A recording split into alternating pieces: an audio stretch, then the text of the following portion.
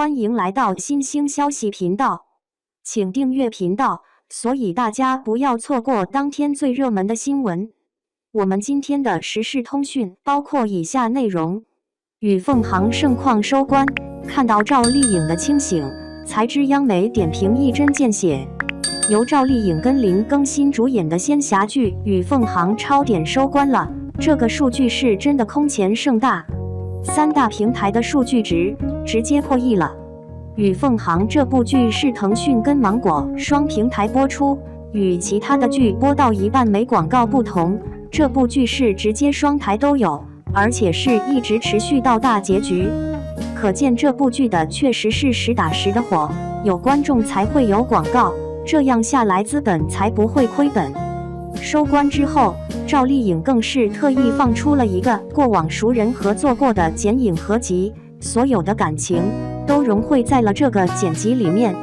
从新《还珠格格》当中的晴儿，到追于传奇的夫子花千骨的朗哥哥加油吧，实习生的高温若寒，让所有观众都遗憾的楚乔传宇文玥知否的小桃风吹半夏的陈宇宙，这是一场属于沈黎最好的告别。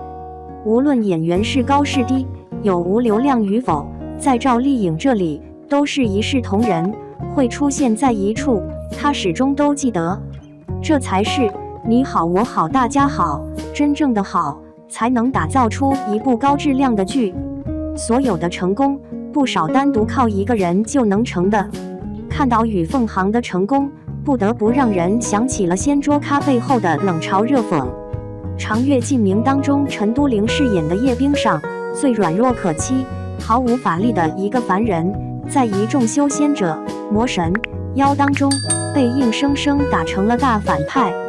她只是想好好活着，可命运总是在捉弄她，让她嫁了人，可她的丈夫把她放在所有人之后，徒留她一个人受苦。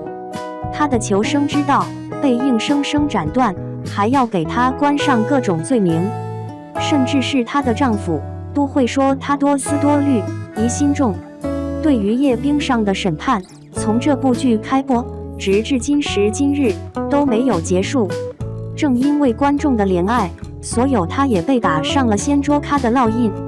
我的人间烟火当中，为大勋饰演的孟宴臣，西装领带，一丝不苟的出场，高冷当中又带着对沈庆的深情。明明是不足50%的颜值，却在演技的加持下演出了200%的效果，获得了观众的怜爱。花间令里面，郑和惠子饰演的杨采薇，短短2集演出了坚韧小草、顽强生长的姿态，就连央媒都对她的杨采薇夸赞有加。郑和惠子版的杨采薇跟刘学义的潘越站在悬崖之上，指前漫天飞舞的场面，宿命感十足。明明没有多少台词，却看出了无限的感情涌动。他们只是演得好，可是却被冠上了掀桌咖的身份，甚至是喜欢他们的观众也被审判了，认为他们只是配角，抢了主角的风头，那就是掀桌。这种言论的出现，真的是内娱影视圈最坏的写照。在这些事发酵之后，人民文娱站出来发声了，换了掀桌一词，而是用上桌来形容。最经典的一句话就是，真正的好饭是所有人都在桌上，每个角色和演员都发光发热。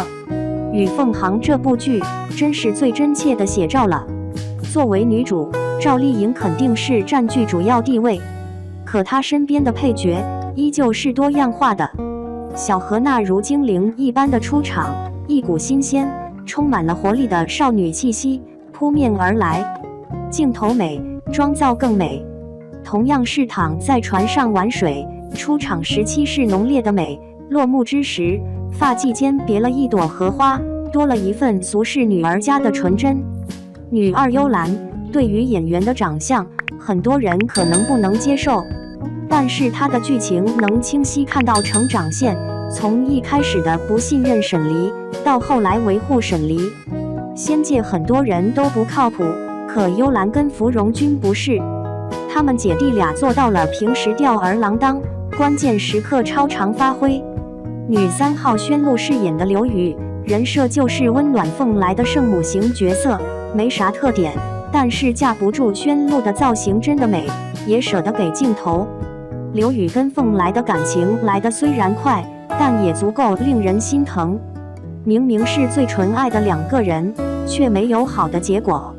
最舍得下血本的莫过于王一瑶饰演的金娘子，演员自己很厉害，媚眼如丝，又柔又娇。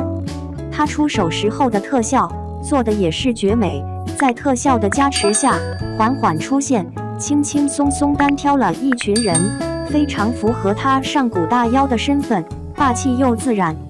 就连戏份最少的肉丫，也不是普通的丫鬟。在沈离死后，还安排了她奋力挣扎跑去天界的镜头。最开始会觉得这个丫鬟只会喊着王爷打死她吧，没啥作用。但是看到她一身乱糟糟，跌跌撞撞去给灵尊报信，才明白这个肉丫存在的意义。与凤航当中的年轻角色，每个都很鲜活，无论出场多与少，都有自己的作用使命以及闪光点。这些无一例外都不会影响到王爷沈离。沈离就是他自己，有特殊的魅力，有自己的性格。赵丽颖也曾经因为戏份问题，光明正大的用汉堡图嘲讽过，可她那是在影响主线剧情的情况下，才做出了这种决定。过分的加戏不可取，同时不让配角有任何的表现机会，这也是不可取的。一个好剧是配角围绕主角，把所有的碎片连接起来，讲述一个完美的故事。正如人民文娱所说，配角上桌的原因很多，总结起来就是一句话：自身不够强，配角更能理解角色，所以才会这样。央媒的喜怒很明显，花间令收官，也特意发了一条消息来祝贺，在文中点出了刘学义饰演的潘越，他的表现使得整个人物形象更加鲜活，富有层次。确实，刘学义饰演的潘越是整部剧的精髓，即使是在人设大已全然崩塌的情况下，他依旧坚持自己的信念在演。很多花絮里面都能看到他情绪极致迸发的时刻，他的用心是观众肉眼能够看到的。在后期剧情里面，杨采薇被抓，他为了救心上人奔走，看到对方故意露出染血的鞋子，告诉他对杨采薇动刑了。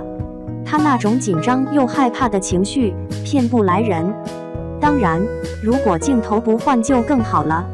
镜头转换到鞠婧祎脸上，精致的发丝，小脸蛋，完全看不出来任何受刑。看完这个场面，再配上最近鞠婧祎的采访，问到她是不是愿意为了角色扮丑，鞠婧祎回答当然。然后网友们的态度简直出奇一致，确实很有意思。实在是她也没用实际行动说服观众啊。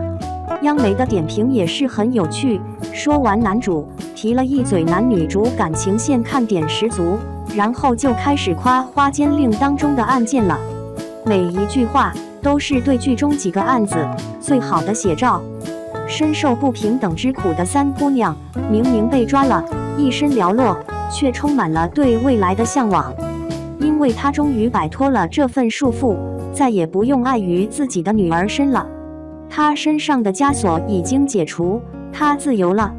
还有那些学子在生与死、利益与理智面前的抉择，生死大义皆在一念之间。他们站出来的那一刻，光照进了黑暗，照亮了人们心中的希望。言归正传，最后再说一句，观众真的不傻。与其整各种配平文学，不给配角任何机会，不如放手专注自己。